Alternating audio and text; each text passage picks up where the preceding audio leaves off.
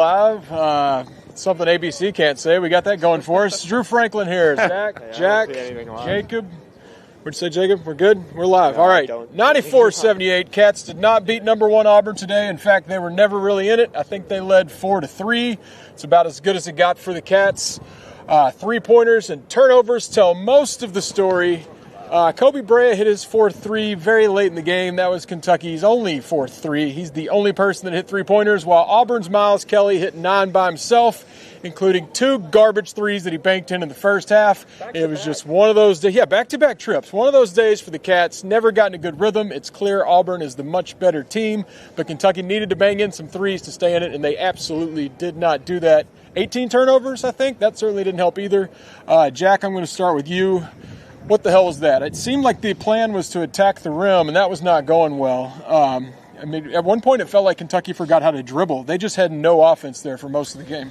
It kind of had that first half against Duke vibe where it just didn't feel like Kentucky belonged on the same floor as Auburn. Clearly more talented, deeper, more fundamentally sound at this stage of the season. Like, it just felt like Kentucky didn't belong, and it was sad. And they ran Kentucky off the 3-point line. Great game plan for Bruce Pearl. Pretty terrible one for Kentucky. It was like the what's the music where they're dribbling it off their feet, yakety sacks. Like, just it was just embarrassment. There was just no positive takeaways whatsoever from whatever that embarrassment was, and it was sad. We had one small positive. I'm going to let you say it before you go in. You called the Amari Williams game, outplayed Broome. Broome had 30-something minutes, and they still contained him. Pat yourself on the back. The one kind of bright spot, I guess. Yes, Amari Williams outplayed the top 2, him and Cooper Flagg, and Janai Broome, National Player of the Year candidates. He had, I think it was 13 points, 14 rebounds, 7 assists. He was the only one keeping Kentucky from going down by like 30 points in the first half. He was terrific, really made life just kind of tough for Broome to get anything around the basket. They were just really bothering him, but it doesn't really matter when you're Janai Broome scoring 5 points in the first half because, like you said, you're getting help from everybody else. Chad Baker-Mazzara was out there playing exactly how you expect him to play. Very annoying, very punchable face-like, and he was very good at it, actually. I think he finished with like 20-something points. Tahad Pettiford, another guy Jack and I talked about in the pregame, sneakily very good, like one of their only young guys. He was awesome in this game as well. That is kind of a cute little bell there. Jared Prickett was walking the other direction, too. It's weird outside. Yeah. But, yes, it was just 6 turnovers in the first 3 minutes of the second half. And it was type stuff, like just throwing it out of bounds, not really realizing what you're doing. That was really the more concerning part for me was just that was the first game all year where I was like, man, the effort there is really, they just don't look, not even the effort, it was just they don't look focused. I try to avoid being a hot take artist with stuff like that, but they were not focused at all for most of that game there. So that was, oh my gosh, that is kind of cool. But yeah, so it was just very disappointing overall. Thank goodness Kobe kind of saved Kentucky from losing by 25 plus at the end there, but he was the only one that hit any threes. He didn't get any help from anyone else, just 6 or 7 missed layups in the first half. It was ugly. It really was. So I guess I'll go see what Bruce Pearl can explain it. And Pearl. 11 minutes, Drew, without a made field goal. Yeah, and he mentioned the 6 turnovers. Kentucky in the second half had 6 turnovers before they took a shot. Do I need to turn? What are we doing? Are you getting my shooting? We're gonna walk into traffic. We're gonna turn after that one. Yeah, started the second half with 6 turnovers before even a field goal attempt. That's not very good. I think turnovers really told the story. He mentioned the run when they have turnover after turnover. But Jacob, you mentioned during the game that you think if played a 7-game series, Kentucky gets swept against Auburn just about every time. Yeah, like I said to Drew, basically I think every team they've played this year, even Alabama, who they've lost to twice, I think they're at least winning a game in a 7-game series. This Auburn team looks like maybe the best college basketball team since that Baylor team that won the national title. I think that they beat Kentucky probably. They should probably sweep them in a 7-game series because, man, they just looked really good. And we talked about how kind of disoriented Kentucky looked on offense. I think a lot of that, you got to give credit to Auburn's defense because they just have an amazing they have so much depth, and they're a really good team right now. Yeah, when Miles Kelly, who averages about 10 points a game, Jack, when he gives you 30 and cannot miss, I mean, he had 8 points felt like the first minute and just kept hitting 3 after 3. even if Kentucky played its best basketball, when Auburn's 4th or 5th best player is giving you 30, it's not going to work out in your favor. Well, those 2 banked-in threes came in the midst of a 12-0 run. That point forward, it never got closer to 6 points. It just felt like when those shots went in, there was just like the Rupp Arena was a balloon that just deflated. It was just like, well, hey, Shigari! Yeah, get Shigari in here. And please explain what's going on, happened. Shigari? We needed you out there. Shigari, just come say hi. We're live. What happened? YouTube, a little silly show. What, as far as the game? Yeah, what happened?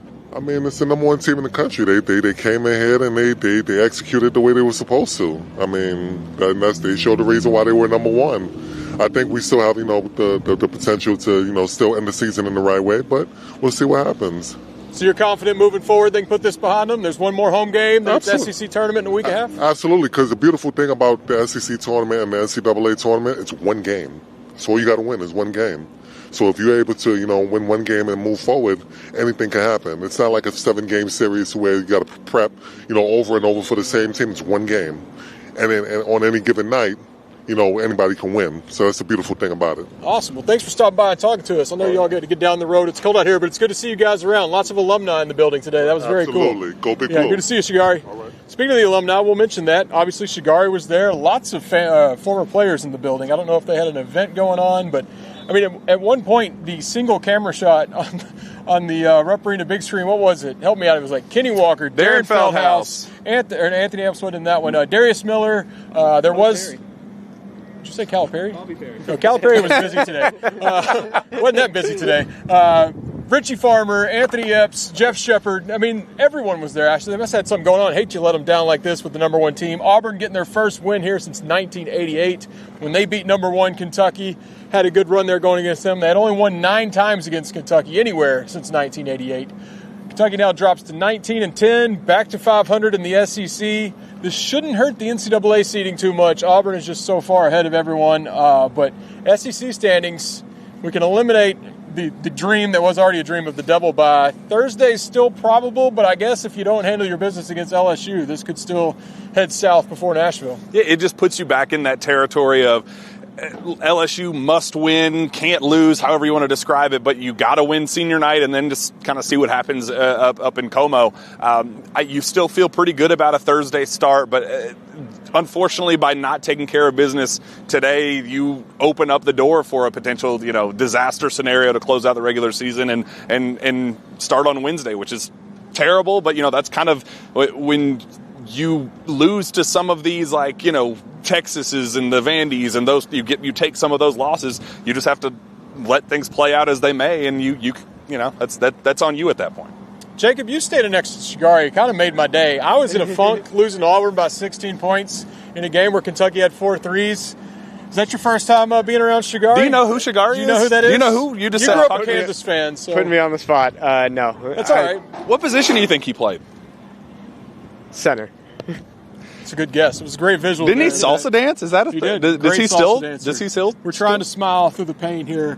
I guess Wednesday night, Rupp Arena, LSU. Is it Wednesday, right? Tuesday. I keep saying Wednesday. Is it? It's Tuesday. That's how thrown off I am. Got to win that one or this one gets really ugly. We want to thank you for watching this. I assume you had nothing else to watch. I still don't know if ABC got that figured out. What a ridiculous day for college basketball, by the way. I mean, this is number 1 Auburn at Rupp Arena, and you can't even get it on television. And if they hadn't lost power to the monitor, this would have been a 3-hour game. This was ridiculous how many times they went to the monitor. Kentucky deserved to lose, but holy crap, the overall product of college basketball is getting worse and worse when it should be getting better. Steven, what's that stat you told me about Saturdays? 13 of the last 19 we've had to watch a Kentucky football or basketball loss. God, 13 out of 19 Weekends suck. Why do we even have fun weekends? So we need the Friday, Sunday in the NCAA to avoid this. That's enough complaining. Thank you for watching. Drew, Jack, Shigari's biggest fan over here, Jacob. Zach's inside with Pope. We're going to run in there and see what Pope's got for the radio crowd. I'm sure he still has a big one there. But thank you for watching. Go Cats. This was not fun.